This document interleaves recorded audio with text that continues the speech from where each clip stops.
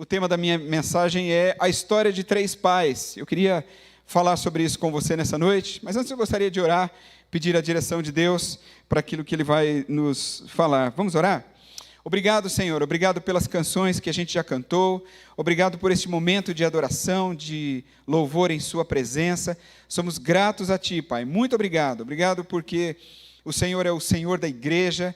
E nós te agradecemos pelo Dia dos Pais, te agradecemos por este dia especial que o Senhor deu. Abençoe a cada pai que está aqui nessa noite, a cada pai que está acompanhando esse culto pela internet ou que acompanhará em algum lugar, em algum momento, que sejam bênçãos para as suas famílias, Pai. Muito obrigado, Senhor, por este momento tão especial, onde a gente pode estudar a Sua palavra. Que o Senhor fale com a gente aqui nessa noite, em nome de Jesus. Amém. Amém. Então, pode colocar para mim, tá bom? Acho que você tem que pôr primeiro aí, senão eu não consigo depois eu passar, né?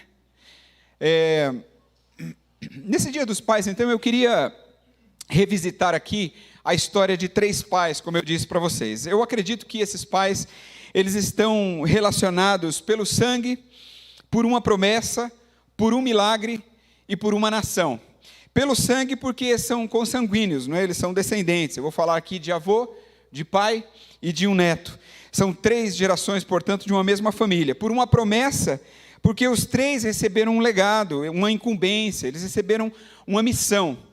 Por um milagre, porque dos três, pelo menos dois, nasceram de mulheres que eram estéreis. E por uma nação, porque juntos eles deram origem a um povo que, consequentemente, deu origem a uma grande história que está recheada em toda a Bíblia, não é? Então é a Bíblia que conta a história desses três pais que eu quero partilhar com vocês, e esses pais você já sabe quem são: Abraão, Isaque e Jacó. Então, nesse Dia dos Pais, eu quero refletir com você sobre essas três histórias, e como elas estão entrelaçadas, e como essas histórias podem servir para a nossa reflexão nesse Dia dos Pais. Então eu queria começar pensando sobre o primeiro deles, sobre Abraão, e eu queria usar o texto aí de Gênesis 22, de 1 a 12, a gente não vai ler o texto todo, mas é dentro desse contexto que eu quero partilhar nesse primeiro momento aqui com vocês. Bom, você sabe que Abraão é conhecido na Bíblia como o pai da fé. Mas para que Abraão fosse testado, que ele fosse aprovado para receber esse título de pai da fé, ele teve que ser pai de Isaque primeiro. E ele recebeu Isaque como seu filho já na velhice.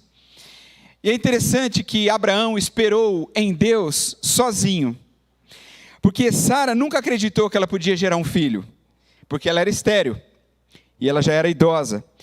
Mas Abraão, ele confiou nessa providência divina, ele confiou sozinho que Deus poderia fazer algo. Ele sabia que em algum momento, de alguma forma, Deus iria honrar essa promessa.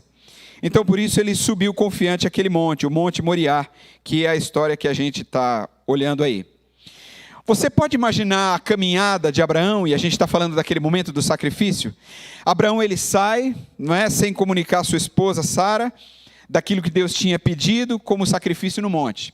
Bom, aí a Bíblia conta que foram 3 dias de viagem até que eles chegassem ao local do sacrifício. Abraão não contou nada para ninguém. Ele não falou para Sara, porque eu acredito que se ele tivesse contado para Sara, vocês sabem o que iria acontecer, não é? A Sara ia mandar internar, né? Possivelmente, né? Ou ia acertar um pau na cabeça dele com tanta força, que ele ia desmaiar, ela ia pegar o Isaque, ele nunca mais ia ter notícia nem de Sara e nem de Isaque. Então ele não contou também para os seus servos, não é, que o acompanharam até bem próximo ali do local do sacrifício. E é interessante porque Abraão, ele olhou o seu filho, e eu imagino que em algum momento dessa jornada, ele pensou na expectativa de vida do seu filho, no que ele poderia viver, não é?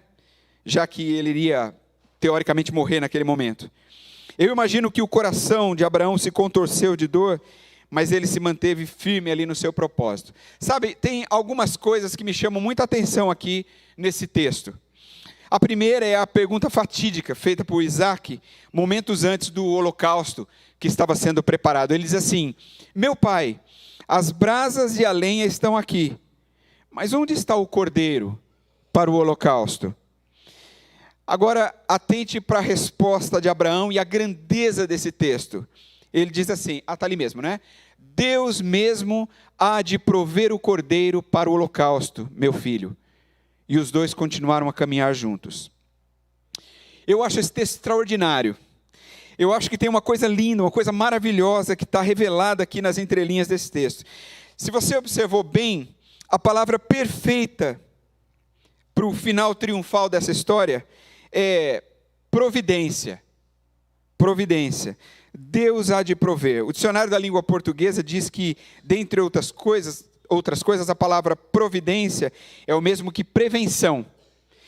Mas olha que interessante, eu li no dicionário da língua portuguesa, de forma muito curiosa, que essa palavra providência também significa a ação pela qual Deus dirige o curso dos acontecimentos de maneira que as criaturas realizem o seu fim. Uau, isso aqui é extraordinário. Parece que o dicionário da língua portuguesa virou um comentário bíblico quando fala isso. Essa definição é do que a gente mais precisa aqui. É muito mais do que a gente dizer assim, Deus entre com a sua providência. Seria como a gente dizer algo assim, olha, Senhor, em meio à caminhada, a tua providência vai se instalar e vai dirigir o melhor e o maior destino das nossas vidas. Lembre-se que são 3 dias de jornada. A providência, ela só acontece para quem segue em frente. A providência não chega para mim e para você se nós ficarmos parados. Ela só vai acontecer se nós andarmos. Igual a Israel, quando andou pelo deserto. Então, aquele que se acovarda diante daquilo que Deus pode fazer, certamente ele vai correr o risco de perder a oportunidade de ver a providência de Deus diante do inimaginável. E por que não dizer até mesmo do impossível? É por isso que Abraão diz assim, Deus mesmo há de prover. E aí o narrador da história diz, e os dois continuam a caminhar juntos. A gente precisaria entender esse negócio, né? Guardar mais isso na nossa cabeça. Deus vai prover e nós continuamos a caminhar. Nós precisamos aplicar isso aqui nas nossas vidas. E aí esse maravilhoso momento histórico se conclui da seguinte forma. Quando chegaram ao lugar que Deus lhe havia indicado, Abraão construiu um altar e sobre ele arrumou a lenha. Amarrou seu filho Isaque e o colocou sobre o altar em cima da lenha. Então estendeu a mão e pegou a faca para sacrificar seu filho. Mas o anjo do Senhor o chamou do céu. Abraão, Abraão, eis-me aqui, respondeu ele. Não toque no rapaz, disse o anjo. Não lhe faça nada. Agora sei que você teme a Deus, porque não me negou o seu filho, o seu único filho. Amém? A segunda personagem que eu gostaria de partilhar com vocês nessa história, de 3 pais, é, obviamente, a de Isaque. E aí eu quero usar o período da história dele, que está em Gênesis 25, especialmente dos versículos 19 a 27. A história bíblica de Isaque é curta, bem curta. Não foram reservados a ele tantos capítulos de Gênesis. Dos 3 é o que há menos menções. A Bíblia ela se importou muito mais em detalhar as histórias do seu avô Abraão e do seu filho Jacó, né? Isaque é um homem de muitas falhas. Ao que parece aqui pelos escritos bíblicos, uma das suas únicas atitudes acertadas foi o casamento com Rebeca. Mas nem isso muito a gente pode acreditar a ele, porque a escolha da esposa foi de acordo com a orientação de Abraão, seu pai. Se ele fez alguma coisa de certa nisso tudo, foi obedecer à ordem do seu pai. Então, que tinha ordenado o servo, né, que trouxesse lá para Isaque uma esposa do seu próprio clã, nascida entre os seus parentes por conta da cultura. E aí Isaque ele teve filhos gêmeos de uma mulher estéril. É interessante aqui, porque Deus ele está cumprindo os seus propósitos, independentemente das impossibilidades humanas. Deus costuma fazer isso, e Deus faz isso de novo aqui, porque Deus tem um projeto, Deus tem um processo, e Ele vai cumprir. Deus é especialista nessas coisas. Então, embora gêmeos no ventre materno, eles foram totalmente diferentes, em jeito e aparência. Então, Esaú, a Bíblia vai contar que ele era ruivo, e cheio de pelos pelo corpo. Então ele era um homem mais viril, e aí ele se tornou um caçador. A Bíblia diz assim, talvez ele se importasse com o seu porte físico, Talvez se malhasse na academia, quem é que sabe, né? Expunha os seus braços musculosos, usava uma roupa mais justa para mostrar o seu bíceps, né? E aí aquele peitoral definido, quem sabe aquela barriga de tanquinho, sabe lá como que era o Esaú, não é? As garotas suspiravam quando ele passava, sei lá. Agora o Jacó não era dado a atos heróicos, não era a pegada dele. Ele não gostava de embrenhar-se na mata, nem de empunhar um arco e flecha igual ao seu irmão, não. Talvez a única arma que ele usasse fosse uma faca bem afiada para cortar os alimentos e para preparar uma refeição super deliciosa ali para todo mundo, e aí deixava a cozinha toda em ordem depois, e ficava feliz quando visse todo mundo fazendo, que delícia essa comida, não é? Fiz igual a Rachel do Friends agora, que delícia. Então, talvez se eles tivessem nascido nos nossos dias, quem sabe Jacó teria seguido a carreira de chefe, não é? De cozinha. Enquanto que Esaú, quem sabe, tivesse sido um peão de boiadeiro, não é? Se eles participassem de um reality show, é muito provável que o Jacó participaria do MasterChef, e o Esaú deveria participar ou do No Limite, ou do Largados e Pelados, alguma coisa parecida com isso, né? Eu e as minhas viagens aqui, né? Essas partes vocês podem pular, tá bom? Ignorar. Não há nenhum problema que os filhos sejam diferentes. Não há problema. Isso é benéfico até para a família, porque a gente aprende com os nossos filhos, tirando inclusive proveito das diferenças que existem entre eles. O problema acontece quando essas diferenças se transformam em preferências. Que preferia Esaú, porque gostava de comer de suas caças. Rebeca preferia Jacó.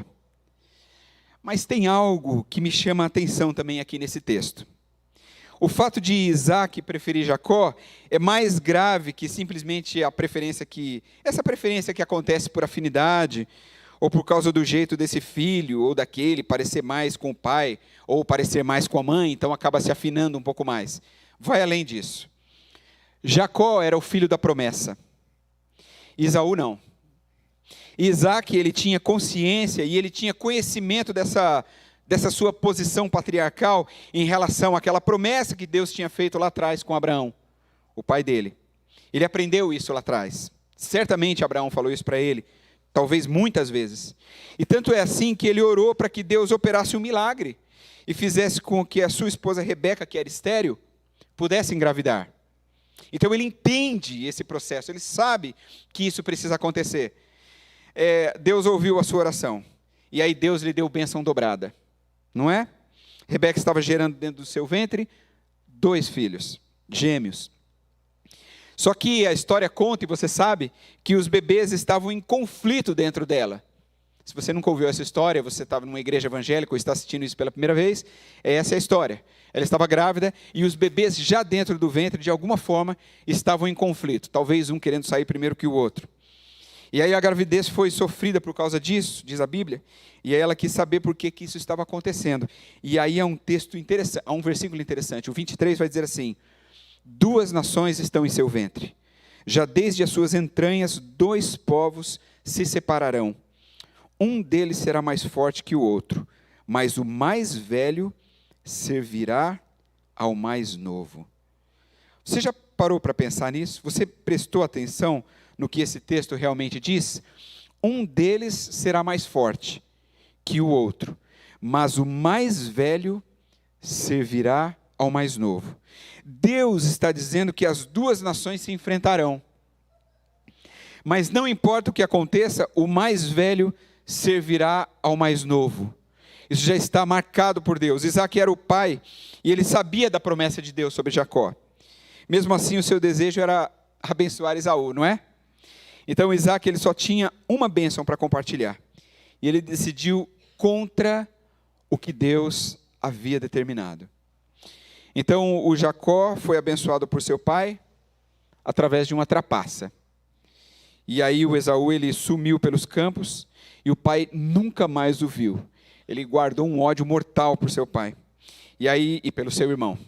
E aí a Rebeca trouxe maldição sobre si e nunca mais ela viu Jacó, aquele que era o seu preferido. Muito cuidado com a preferência entre os filhos. Mas Deus, ele não frustra os seus propósitos, jamais. Apesar dos erros dos pais, Deus cumpriu a sua aliança. Então, antes da partida, Isaac finalmente compreendeu que Deus não falha nas suas promessas e que ele não precisa nunca, jamais, das nossas interferências naquilo que ele vai fazer. E aí, no último contato com o seu filho Jacó, Isaac diz algo extraordinário. Ele diz assim: então Isaac chamou Jacó, deu-lhe sua bênção e lhe ordenou: não se case com mulher cananeia. Vá a Padã Arã, a casa de Betuel, seu avô materno, e case-se com uma das filhas de Labão, irmão de sua mãe. Que o Deus Todo-Poderoso o abençoe. Faça-o prolífero e multiplique os seus descendentes, para que você se torne uma comunidade de povos. Que ele dê a você e a seus descendentes a bênção de Abraão, para que você tome posse da terra na qual vive como estrangeiro, a terra dada por Deus a Abraão. Abraão, Isaque e Jacó. Quero pensar agora sobre Jacó, terceira pessoa, terceira personagem, o terceiro pai. E aí eu quero focar aqui em Gênesis 37, dos versículos 1 a 11. Observe como tudo começa no texto. Diz assim: Jacó habitou na terra de Canaã, onde seu pai tinha vivido como estrangeiro. Esta é a história da família de Jacó. O que vai se desenrolar daqui para frente são os rumos que a família desse patriarca agora tomou. A história conta que Jacó teve 12 filhos e uma filha. Jacó teve 2 mulheres e 2 concubinas. Você sabe que a poligamia era praticada naquele tempo, inclusive entre os escolhidos de Deus. Não é que Deus fosse favorável a esse tipo de coisa, mas Deus cumpre os seus propósitos, apesar de nós. Às vezes a gente fica pensando, né? Como é que Deus podia usar um cara que tinha várias mulheres, mesmo assim fez desse cara um cara tão especial, né? E aí é só você olhar para você mesmo e pensar assim: como é que Deus pode usar um cara como eu, não é? Por todos os pecados que eu já cometi na minha vida e pelos pecados que infelizmente ainda cometerei, por causa da natureza pecaminosa que habita em mim, e ainda assim Deus continua acreditando em mim e me dando privilégios de servir na sua obra. Não é uma coisa extraordinária isso? Então, José era o filho preferido, você sabe isso.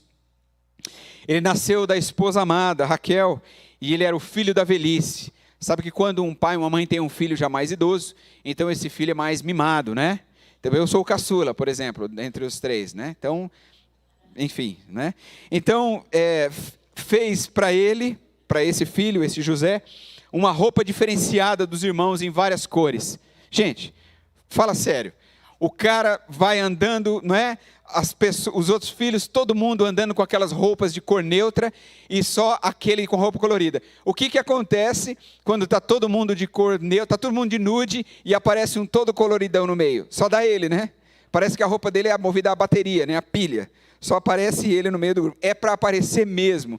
Era para José aparecer entre os seus irmãos, se destacar no meio da multidão. Assim que ele vivia o seu contexto familiar, junto com os demais. Parece que o pai pressentia a importância e o quanto as promessas de Deus para o seu povo estavam relacionadas àquele adolescente. Eu não sei, talvez de alguma maneira, algum direcionamento de Deus, alguma coisa, fazia com que Jacó olhasse para José com um olhar diferente. Não porque era o filho da sua velhice apenas, não porque era o filho de Raquel, a sua esposa amada apenas, mas talvez havia algo ali que Deus já estava colocando no coração de Jacó.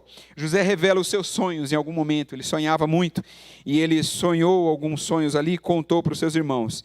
E ele fala naquele sonho, né, que no primeiro ele diz que ele vê feixes de trigo dos seus irmãos se curvando diante do feixe de trigo dele. E no sonho seguinte ele diz que viu o sol, a lua e 11 estrelas se curvando diante dele. Os irmãos dele, claro, odiaram esses 2 sonhos, disseram assim: quer dizer que você acha agora que você vai começar a mandar na gente e que você é melhor do que nós, vai nos governar. Agora, você já observou a postura de Jacó em relação aos sonhos que José contou? Olha o que é que está escrito nos versos 10 e 11. Quando o contou ao pai e aos irmãos, o pai o repreendeu e lhe disse: que sonho foi esse que você teve? Será que eu, sua mãe, seus irmãos, viremos a nos curvar até o chão diante de você? Assim seus irmãos tiveram ciúme dele. Agora escuta essa parte. O pai, no entanto, refletia naquilo. Em certa ocasião, Jacó tinha sonhado com uma escada onde os anjos subiam e desciam. Lembra dessa história? Então isso era a promessa de um futuro promissor e de um perdão libertador do seu irmão Esaú, aquele que ele tinha brigado no passado. Então agora o seu filho José é quem sonha. E aí, da mesma forma, apesar dessas tribulações aqui, o futuro dele também seria promissor. Mas em algum momento ia ser necessário liberar o perdão a todos os seus irmãos. Não é interessante? Sonhos acontecem, perdão é necessário ser liberado novamente, atrito entre irmãos acontece novamente, e algo precisa ser reconstruído no contexto familiar, em gerações. É assim que Deus faz. É dessa maneira que Deus age. Então Jacó perdeu seu filho durante 13 anos. E aí depois de vendido como escravo pelos irmãos, ele é reencontrado na posição de vice-rei do Egito, num dos relatos mais emocionantes de toda a Bíblia. Então José faz uma porção de testes, você conhece essa história, e se você que está assistindo aqui não a conhece, há um momento da história em que José está lá reinando, e aí então os seus irmãos estão ali, e aí um dos irmãos, Judá, se levanta, e é interessante, porque Judá ele diz assim, olha, eu fico preso, eu entrego a minha própria vida, mas deixa levar esse irmão mais novo de volta, porque o nosso pai já perdeu o filho que ele tanto amava. Isso torceu o coração de José. Ele viu que os seus irmãos já não eram mais aqueles mesmos homens do passado. Eles estavam quebrantados pelos erros, pela miséria, pelas dificuldades e por todo o aprendizado que a vida trouxe para eles, a duras penas. E isso faz com que José não aguente mais. Ele se recolhe para chorar e ele volta e ele diz assim, saiam todos daqui. Fiquem apenas esses irmãos. E aí todos saem. E eles dizem, irmãos, do que ele está falando? Ele diz, eu sou José, o seu irmão, a quem vocês venderam para o Egito. Venham e tragam no meu pai. E digam para ele que eu estou vivo. E diga para ele que agora eu sou o vice-rei de toda a terra do Egito. E vou dar para vocês a terra de Gósen, onde vocês vão viver aqui comigo. E eu vou cuidar de todos vocês. Uma das histórias mais emocionantes, de fato, de toda a Bíblia, não é mesmo?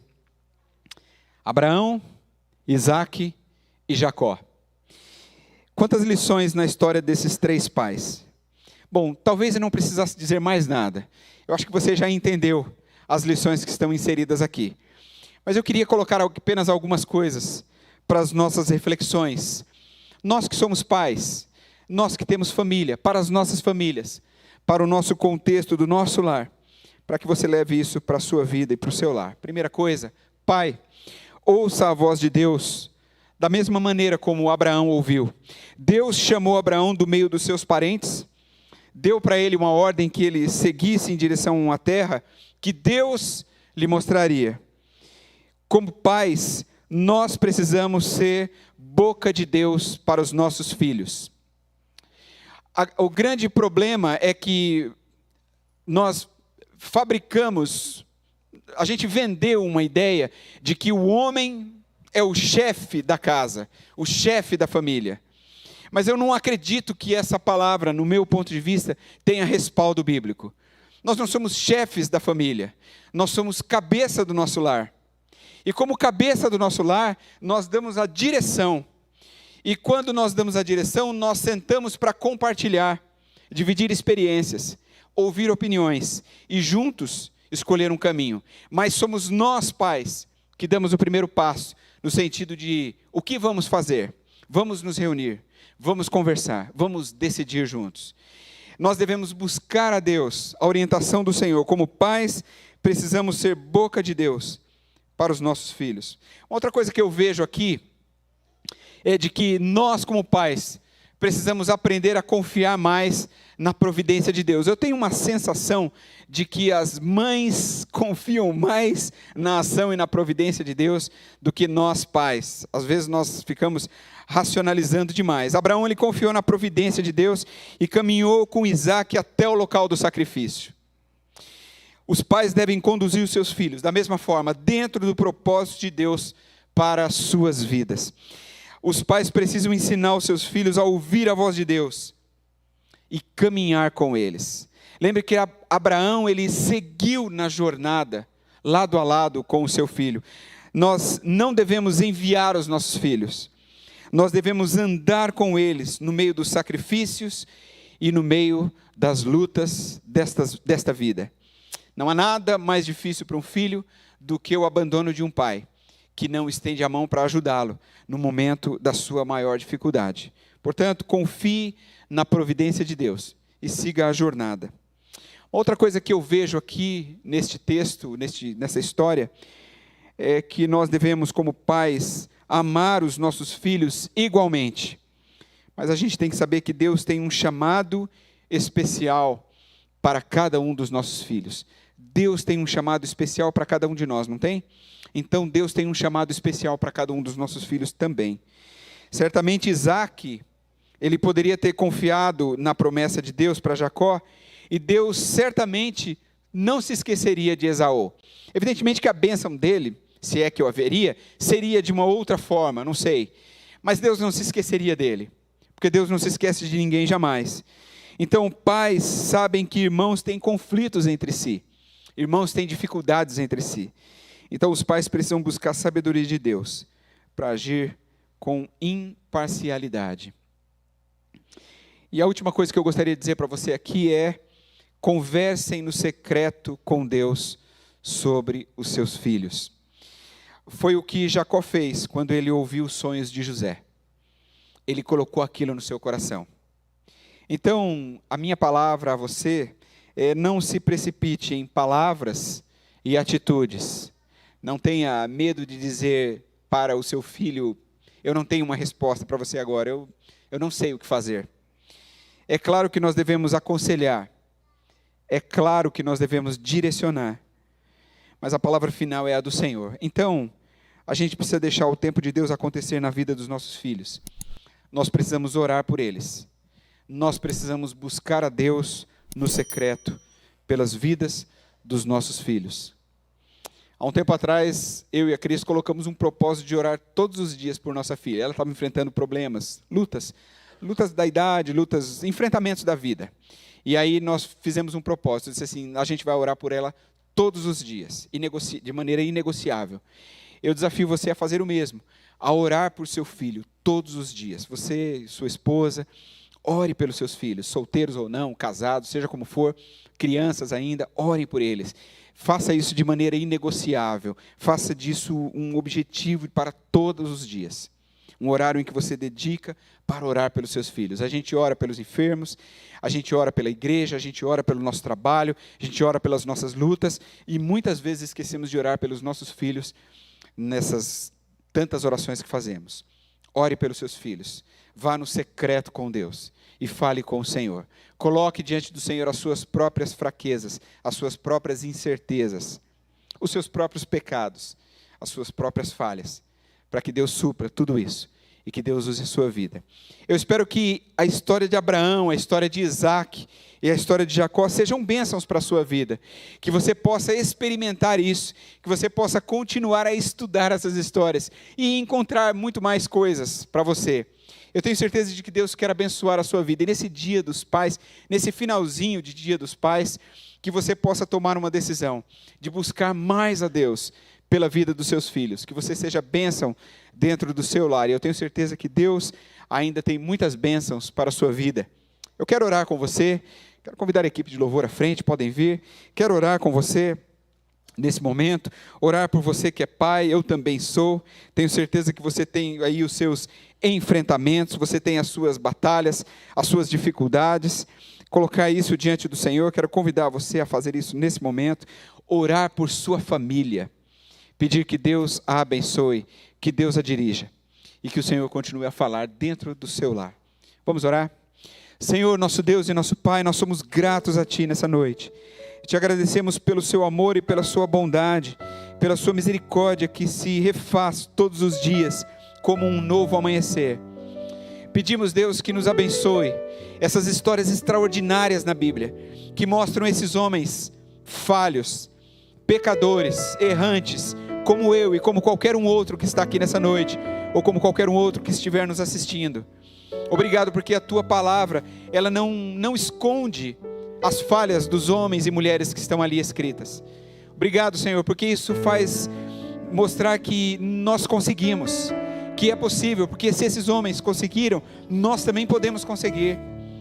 Então, Deus, nós queremos colocar as nossas famílias diante de Ti, queremos colocar os nossos casamentos, os nossos filhos diante de Ti.